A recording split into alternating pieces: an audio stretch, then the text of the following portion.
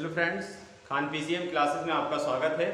और आज जो आपके लिए टॉपिक है वो है दो संख्याओं का एचसीएफ और एलसीएम ज्ञात करने के बाद जांच करना कि क्या दोनों संख्याओं का गुणनफल एचसीएफ और एलसीएम के गुणनफल के बराबर है कि नहीं। तो चलिए सीधे बात करते हैं एचसीएफ और एलसीएम की। एचसीएफ और एलसीएम क्या है पहले ये समझ लेते हैं फ्रेंड्स। एचसीएफ जिसे हाईएस्ट कॉमन फैक्टर कहते हैं,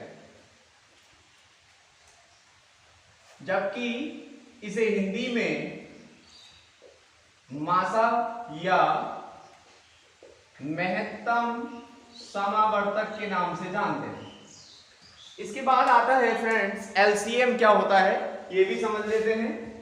एलसीएम मतलब होता है lowest common multiple, lowest common multiple, और इसे हिंदी में लासा के नाम से जानते हैं, जिसे लघुत्तम समावर्तक कहते हैं, जिसे लघुत्तम समावर्तक कहते हैं। तो चलिए फ्रेंड्स हम एक्सरसाइज 1.2 का जो क्वेश्चन नंबर 2 है उसकी बात कर लेते हैं। 26 और 91 के एचसीएफ और एलसीएम ज्ञात करने हैं और इसकी जांच करनी है कि क्या दोनों संख्याओं का गुणनफल एचसीएफ और एलसीएम के इक्वल आता है कि नहीं आता है। तो फ्रेंड्स आपके पास फर्स्ट नंबर दे रखा है।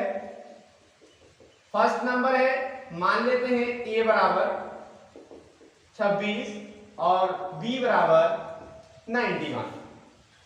अब 26 और 91 के फैक्टर कर लेंगे। फैक्टर करना आप जानते ही हैं।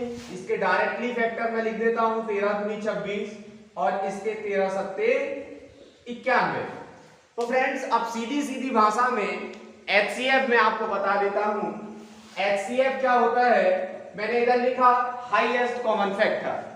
मतलब ये कि जो दोनों नंबर के अंदर कॉमन नंबर होगा, कॉमन फैक्टर होगा, वही उसका एचसीएफ हो जाएगा। तो 26 का 13 गुना 2 फैक्टर है और 91 का 13 गुना 7, दोनों के अंदर कॉमन आपको दिख रहा है कि 13 है। तो एचसीएफ यानी कि हाईएस्ट कॉमन फैक्टर जो हुआ वो 13 हुआ, जिसे मासा या लघुत्तम समावर्तक बराबर 13 भी लिख सकते हैं। इसके बाद एलसीएम। एलसीएम क्या होगा फ्रेंड्स, एलसीएम वो होगा जो दोनों नंबर के अंदर कॉमन होगा, पहले वो लिख दिया जाएगा, और जो बाकी दोनों नंबर्स के अंदर जो फैक्टर बचता है उसको भी लिख देते हैं। तो पहले तो 13 ऐसे आ जाएगा, इसके बाद 2 क्रॉस 7। तो एलसीएम बराबर हुआ 13 गुना 2 सत्ते 14। एलसीएम आपका हो गया 13 गुना 14। चाहे तो इसकी मल्टीपल कर ले या फिर आगे जब जांच करेंगे तो वहां पर ये इसी तरीके से काम में आ जाएगा। एलसीएम बराबर ये हुआ जिसे मासा या लोएस्ट कॉमन मल्टीपल या लघुत्तम समावर्तक कहते हैं। तो इसके बाद आप जांच कर लेते हैं। जांच करने का तरीका क्या है, उसने फॉर्मूला लिख रखा है कि दोनों संख्याओं का जो गुणनफल है वो एचसीएफ और एलसीएम के गुणनफल के बराबर आना चाहिए। अगर नहीं भी लिखा हो तो फॉर्मूला होता है, सूत्र होता है मासा गुणा लासा equal to A cross B. HCF गुणा एलसीएम, एचसीएफ गुणा एलसीएम बराबर A cross B. Highest common factor और लोएस्ट कॉमन मल्टीपल का जो गुणनफल होगा वो दोनों संख्याओं के गुणनफल के बराबर होगा। और फ्रेंड्स इसका क्या बेनिफिट होगा इस फॉर्मूले का, ये भी आप समझ लें। फॉर्मूले का बेनिफिट ये होगा कि अगर आपके पास एचसीएफ दिया हो और एलसीएम दिया हो और उसमें से एक नंबर आपके पास दे रखा हो तो दूसरा नंबर आप इस फॉर्मूले की हेल्प से निकाल सकते हैं। या फिर आपके पास एलसीएम दे रखा हो और पहला नंबर दिया हो और दूसरा नंबर दिया हो तो इस फॉर्मूले की सहायता से आप एचसीएम को क्लियर कर सकते हैं। इसके बाद फ्रेंड्स अब हम जांच कर लेते हैं जो कि क्वेश्चन ने कहा है। जांच करने का तरीका क्या है वो आप समझें। जांच करने का लिए उसने दे रखा है, लिखेंगे दिया है दोनों संख्याओं का गुणनफल दोनों संख्याओं का गुणनफल बराबर HCF गुणा LCM।